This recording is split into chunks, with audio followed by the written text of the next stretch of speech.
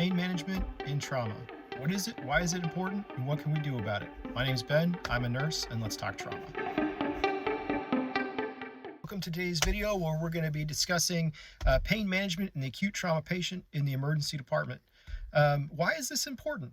Well, the American College of Surgeons has actually found that where there is not a protocolized approach to the care of these trauma patients, specifically for pain control, that pain is often undertreated, underassessed, and reassessment is something that doesn't happen very often.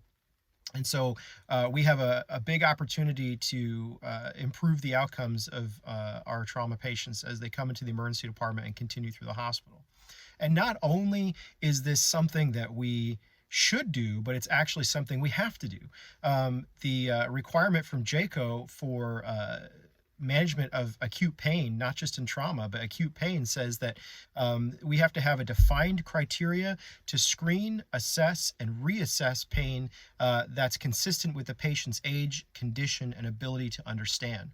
And the American College of Surgeons actually acknowledges that where a protocol system is not in place for pain management of these trauma patients, that we actually undertreat pain.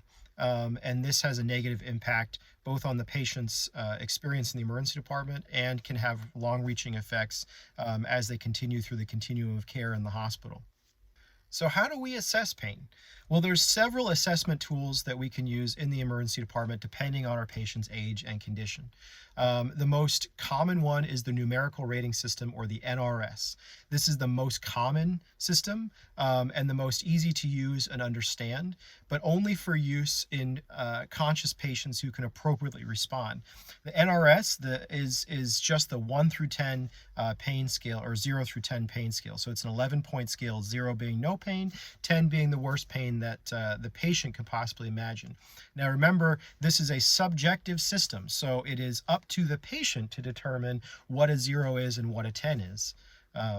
So whatever they say is what we then use to assess and then reassess based on or after we intervene.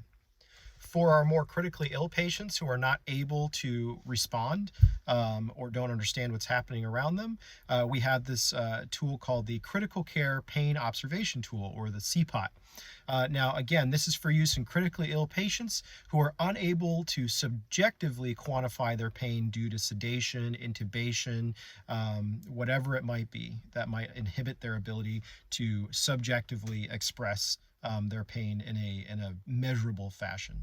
So the CPOT pain tool, assessment tool, uses things like facial expression, body movement, muscle tension, compliance with the ventilator.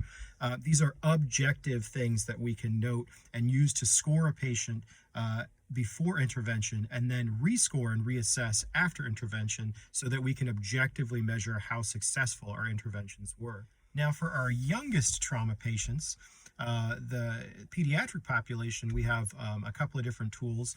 Going back to subjective, we have the FACES pain scale, which involves using a graphic with various faces under them, and we ask our patient to choose the face that most reflects how they feel. And underneath that is a numeric rating that we can then chart and again use to reassess after we've intervened. This is a very helpful tool. It's easy to understand for our pediatric population, but does require that the patient is able to participate in the exam. So if they are unable due to developmental age, pain, if they are inconsolable and not willing to participate in the exam, then we'll have to use another tool. So the tool that we can use in our pediatric population for patients who are unable to subjectively quantify their pain is the Face, Legs, Activity, Cry, and Consolability, or FLAC scale. So this is for use in infants, toddlers, those with cognitive disabilities or inability to report due to surgery, trauma, cancer, or other disease processes. An interesting tidbit is that the FLAC scale can actually also be adapted for use in the adult population where appropriate. Now remember, as we assess pain and reassess, we always need to go back to reassessing the pain. Again, this is something that the American College of Surgeons says that needs to be part of the protocol is reassessment. We need to measure how successful our interventions have been. Otherwise, we run the risk of undertreating pain in our trauma patients. Now, vital signs is something else that many of us might turn to as part of our pain assessment. They can be a helpful tool in pain assessment, but should never be the sole assessment of pain or discomfort, but rather as an indicator that a more detailed assessment is needed. And what we mean by that is that if we see tachycardia or hypertension in our intubated and sedated patient, that shouldn't be our sole reason for treating something, but what we should do is now reassess using another tool such as the CPOT to then objectively score the pain and intervene so that we can reassess. Our approach to pain management is what we're going to call multimodal, okay? And so that means that we have pharmacologic interventions and non-pharmacologic interventions. Our non-pharmacologic modalities are going to be things like repositioning, splinting, using ice, using heat, whatever we can do, sometimes reducing stimulation, whatever we can do to help our patients be more comfortable without having to turn to using medications. And a lot of times this is going to be our first line. This is the stuff that we can do right away for our patients before we are able to actually get the medications for the patient. As far as our pharmacologic interventions, we have many different ones that actually don't involve narcotics. So don't forget, we have local anesthetics. We can do nerve blocks for hip fractures, long bone fractures, rib fractures. Now keep in mind, regional analgesia is a best practice in pain management for trauma patients, according to the American College of Surgeons. It's been shown to be superior to opioids in abdominal and thoracic trauma. A couple of pearls is it may mask symptoms of compartment syndrome and extremity fractures.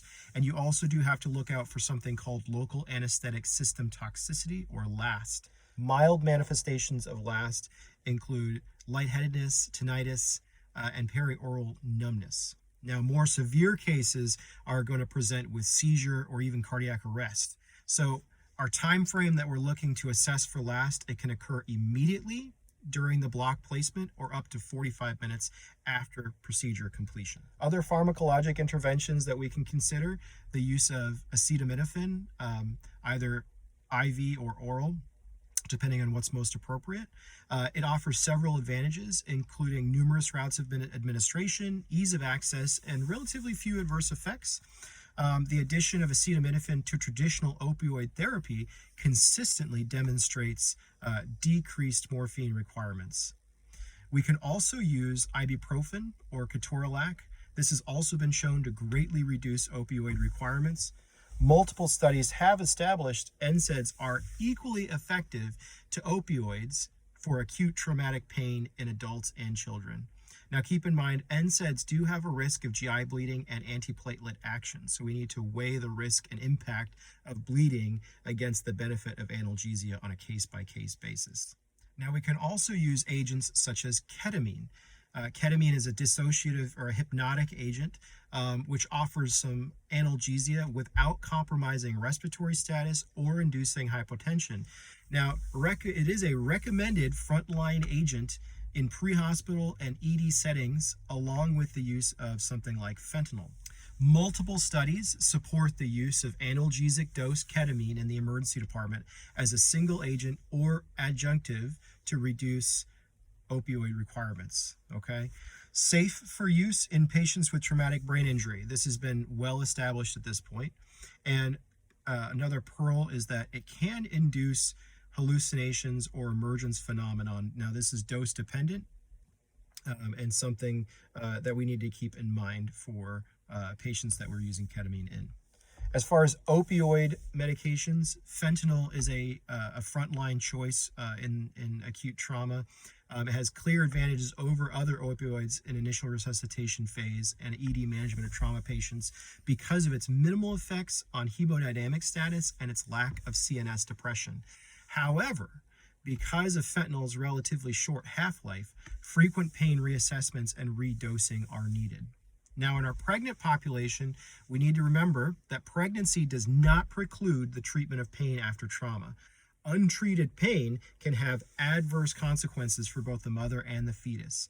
Now, non-pharmacologic methods are preferred, but for severe pain in acute trauma patients, lidocaine, methocarbamol, and acetaminophen are safe. Avoid NSAIDs and avoid ketamine. Now, for our pediatric population, again, we're going to use this multimodal approach, using non-pharmacologic interventions where appropriate, but also keep in mind we can use medications including opioids. Intranasal fentanyl and or ketamine is safe and attractive for use in patients with acute pain in which IV placement may be difficult or not desired. Interestingly enough, oral sucrose for infants and toddlers has been shown to reduce pain, especially during IV placement. NSAIDs and acetaminophen are safe and are recommended. Now, as far as opioid therapy and which opioid we choose has to do with the patient population, the injuries, the hemodynamic status, and the choice of the provider. Opioids such as morphine and hydromorphone might be attractive because of their relatively longer duration of action, where morphine has been shown in one study that its relative duration of action was about 96 minutes, and hydromorphone had a relative duration of approximately 120 minutes. Fentanyl is one of the more attractive choices, but keep in mind it has a relative duration of like 7 minutes. So it requires frequent reassessment and frequent redosing. For our older patient population, morphine versus hydromorphone, no statistical difference was found in reduction of pain or adverse effects. However, hydromorphone may offer a slight advantage in trauma. Now, I can't say it enough. The need for reassessment is key. So we have a problem with underuse of recommended dosing strategies. And again, pain management protocols have been shown to improve the outcomes such as mean time to analgesia and percentage of patients who achieve pain relief. Now, when we are using especially opioid medications, loading doses may be appropriate, and frequent titration of medications has been shown to be effective. Redosing medications such as morphine and hydromorphone Q5 minutes and fentanyl as much as every 3 minutes. And don't forget, in Epic on the trauma narrator, we can order all of these medications right from the left-hand side of the screen under our preset orders. So while we're going through our assessment with the provider at the bedside, we can have that communication and rapidly order these medications where appropriate, so that we can reduce the amount of time it takes for us to get these medications to our patients and treat their pain quickly and aggressively, which can help us assess other injuries better. It helps the patients be able to go to diagnostic imaging and withstand some of those more uncomfortable assessments, and we can actually get the patient the treatment that they need quicker. So key takeaways from our video today: assessment using a approved scale and reassessment using that same scale are super important, and we need to be doing frequent reassessments. We need to approach every single trauma patient the same way as far as our assessment of pain. This protocolized approach is going to reduce the amount of time it takes for our patients to get analgesia, and it's going to improve their outcomes in the long run. Another pearl is not to forget that we can use a variety of agents, both pharmacologic and non-pharmacologic, opioid and non-opioid.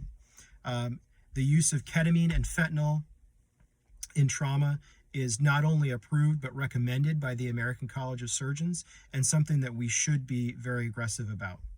Everybody on the care team can advocate for the patient, whether you're a doctor, a nurse, or a technician. We are all there to help each other and to help the patient. So if you're not comfortable or not familiar with the use of these different modalities, whether it be non-pharmacologic or pharmacologic, or these medications such as ketamine, fentanyl, midazolam, methocarbamol, if you're not familiar with the use and dosage of these medications, take the time to get familiar with those and reach out to your educator as needed for assistance on learning more about these therapies, so that we can ensure quick and appropriate treatment for our patients and ultimately improve patient outcome. So once again, thank you so much for joining me.